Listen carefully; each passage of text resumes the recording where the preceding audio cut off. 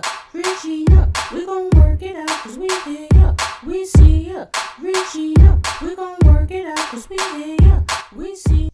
Hi guys, it is Regina Arce again.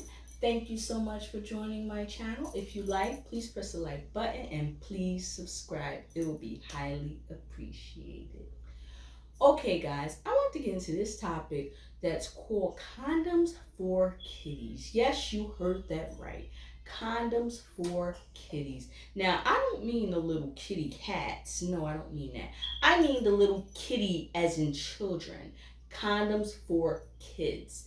Now, this was a bill that was proposed in Maryland, and it's not looking too good, but you guys take a look at this.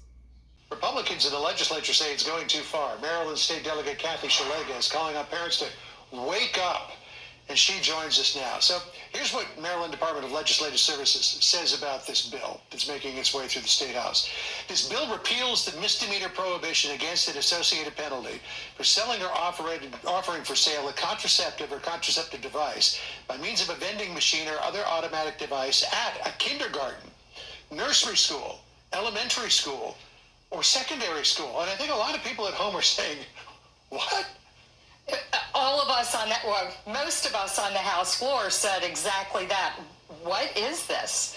So we offered an amendment on the bill on second reading when you can amend a bill to just say, look, just high schools. You know, we wouldn't like that either. The Republicans and the Maryland Freedom Caucus would not like that, but they rejected it. Yeah, I mean, there's a lot of schools that are teaching abstinence, right? Well, and, right. you know, maybe abstinence until marriage, in the best case scenario, maybe abstinence until you're in college, but to put condoms in a vending machine puts it right there in front of you. But why? What justification is there for doing this in a nursery school or a kindergarten? I mean, unless you just want to make a very broad brush law that doesn't take a lot to interpret it. It makes no sense whatsoever. And, you know, the intent may have at some point been high school, but when they rejected our move to just make it high school again, I like you would say, you're discriminating against traditional families that don't want their 14-year-old daughter going to a high school and walking down the hall in front of a sex vending machine. Right. But, you know, putting this in a daycare or nursery school and, you know, into a preschool, I am a grandmother of two beautiful 10 and 7-year-old girls, and I can't imagine them walking down the hall and seeing a colorful condom vending machine with condoms and other things in it, and then having to have a conversation with a 7-year-old. You know, Mama, what's a condom? What's in that machine? Well, maybe they're thinking if we run out of balloons to make balloon animals, we just go to the vending machine. So here's what Maryland State Delegate Nicole Williams said trying to justify the move. Listen here. It's not dictating what school systems should and shouldn't do. It's not mandating anybody to do anything or suggesting that they should do something. It's just removing a criminal penalty. The sky is not going to fall if we pass this bill. I guess what she's saying there is it's not like you're going to suddenly see condoms at preschool. It just removes the criminal penalty, and then schools are free to do what they want to do with this. Well, that's how they start, right, John? They start by saying, oh, don't object to this. But in the meantime, there was another bill on the Health and Government Operations Committee to put Plan B, birth control pills, all kinds of things in high schools. So, you know, they're playing chess. First move, we remove the penalties so we can get the vending machine in the high school and other schools as well.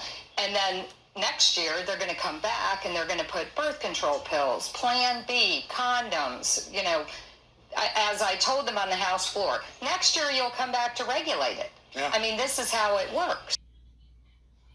Okay, guys. So, as you can see, there are people right now that are proposing a bill that could possibly put condoms, vending machine that vend out condoms inside schools for kids that are as young as preschools. Now, I don't know about y'all, but I would wouldn't even want them in high school. I do understand them like trying to get rid of the the problem with putting people in jail for selling them. Of course, I don't think you should be in jail for selling condoms if that's your thing. But if that's what you want to do when you want to make money off of selling condoms, all right. But putting vending machines inside the school, ah, I think we're going too far with that one. I don't think we should. I could only imagine, my daughter's only one now. So imagine my daughter getting into a vending machine or just getting in there like looking, mommy, what's this? And I'm like, baby, close your eyes. Like, I could just imagine that. And I would not want my daughter to actually see that, me personally, that's just me. I can't speak for everybody. But me personally, I wouldn't want my daughter to see that. And I mean, I really wouldn't want them in high schools either. But I mean, kids gonna do what they gonna do anyway. And they might as well be safe while doing it. But I would prefer that, kids not have access to those things because it just might just encourage them to actually do it. And I just don't think that kids are in the space. I don't think that they're in the space to be doing that at that moment. I think that in the school you should be trying to teach the kids abstinence and teach the kids to abstain from that type of behavior until they're actually married. But I mean, I don't know. The world has become such of a crazy place. And what are your thoughts on this? Because my thoughts is like this is nuts. Oh my goodness. I just can't. I just think that, it's a crazy idea to do that. I mean, removing the criminality from it, I can understand that. I don't think that you should be locked up for selling condoms. I don't. But putting vending machines in the schools, me personally, I think that done crossed the line.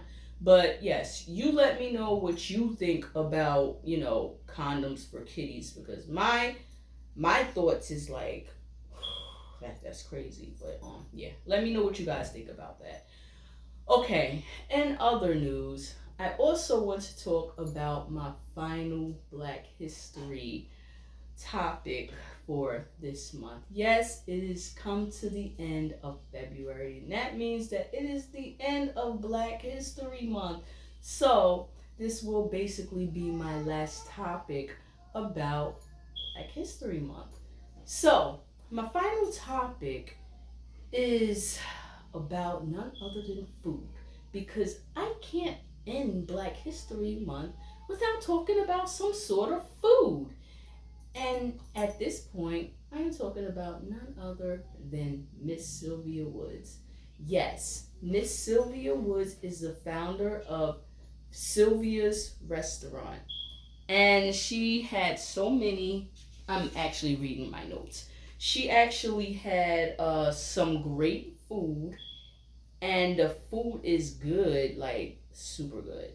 And so she's responsible, her and her husband, Herbert, they are responsible for opening up a beautiful restaurant called Sylvia's. And they work very hard just to keep that restaurant going. It's been open ever since 1962, I believe. And it's been open for about 63 years now. And her and her husband, Herbert, they had 4 children, Van, Bedelia, I think that's the name, Bedelia, and Kenneth and Crisette. And Miss Sylvia was born on February the 2nd, 1926, and she died July 19th, 2012. And she was born in South Carolina and she died in New York. And her restaurant is located on Lenox Avenue. I'm sorry, you guys, I have a bit of a cough. And her restaurant is on Lenox Avenue in New York City. And it's been a great soul food restaurant for a very, very, very long time. And you know what? It was so, I heard that it was so good that I had to even go there. And when I went there, it was pretty good. I actually liked it. So if you guys want to see how it looked, here it is.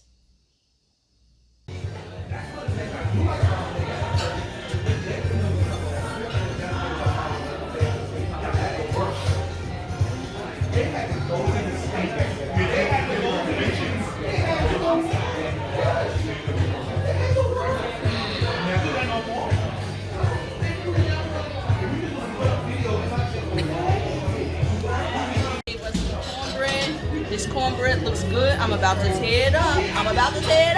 Let me try and see what it tastes like.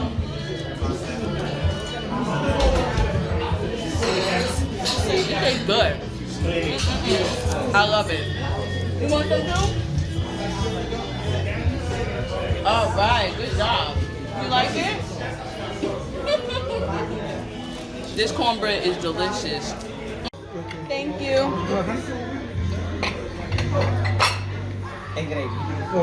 Thank you.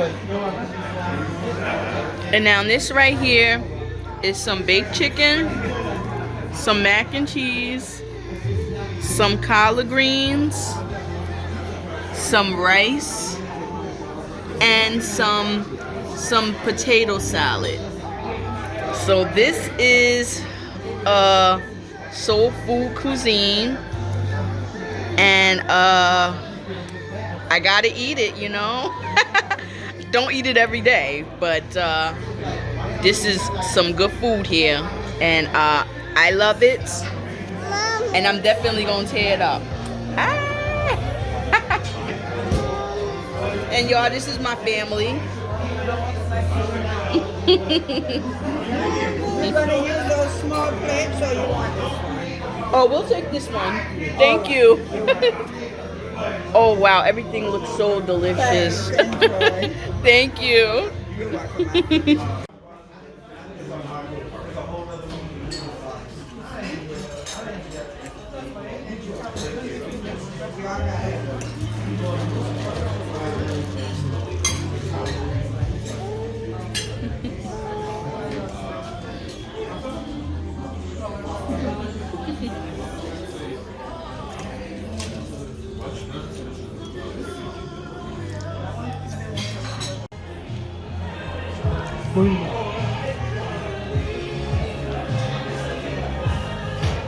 This is Miss Olga. I wanted to thank her. She's been such a great waiter to us. Thank you, Olga. You're welcome. It's a pleasure having y'all choosing Sylvia's. Come again. Thank you And share the good words about our restaurant. Thank you. Okay, y'all are welcome. I'm going to be love. posting on Friday, though. All right. Okay. So, as you can see, like, I had a ball. I had, like, the time of my life when I was there. And I love the staff. The staff was so nice. Oh, my goodness. I just can't just imagine what a beautiful waiter, like Miss Olga was. Miss Olga was a beautiful waiter. She was very nice, and she was very courteous. And she didn't mind answering questions that I had about the restaurant. And everybody was very, very supportive. Everybody there was basically doing their job, you know. When you go to a lot of, I've went to some black establishments and some food restaurants, and like I've seen the people, like, they just got rude attitudes, they nasty.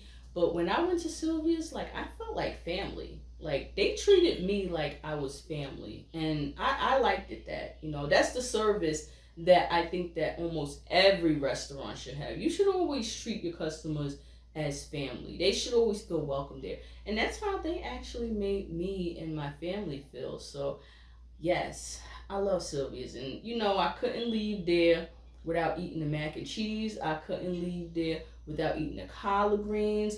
I couldn't leave there without eating those delicacies. And the cornbread. The cornbread was, like, off the charts. And I had to tear it up. But I loved it. It was really good. So, shout out to Sylvia's restaurant. They did such a great job.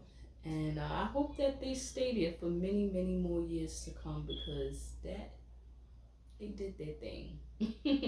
So, that was my Black History topic for today. And of course, I don't know if you guys don't know it yet, or if you didn't realize it already, but I am wearing my natural hair now. It didn't start out like this in the morning. In the morning time, my hair was straight, like totally straight. But I underestimated the weather. I got hot. I started sweating. And you 4C girls know what happened next. Yes, all that moisture caused my hair to shrink up. Somewhat, it's still in the process of shrinking. And hopefully I'll be done with this video before it poof, all the way to the, yeah, you know what that means. Like it's going to go poof, all the way to the back to my head and be nappy again. But I was like, I'm not going to straighten it, so I'm gonna leave it the way it is for now because I straightened it this morning, and this is how it looks now. So when you run into some moisture and you ain't got no relaxer in your hair, and you a 4C girl, your hair will revert back to its originally state. So that's my hair reverting back to its originally state right now. It's reverting back, and I would say within an hour or so, it's probably going to be right back to my head. The shrinkage is real, the struggle is real, but if I don't love my hair, nobody else is going to love it. So I hope you guys had a beautiful, blessed day today, and I hope you guys had a beautiful Black History Month today. And today is the last end of Black History Month. So I hope you guys have a beautiful and blessed day. Take care of each other, love each other, and make sure you do the right thing. All right. Make sure you guys remember to like, share, and subscribe. This is Regina Arce again. If you like, please press the like button and please subscribe. It would be highly appreciated. All right. So have a good day. Bye.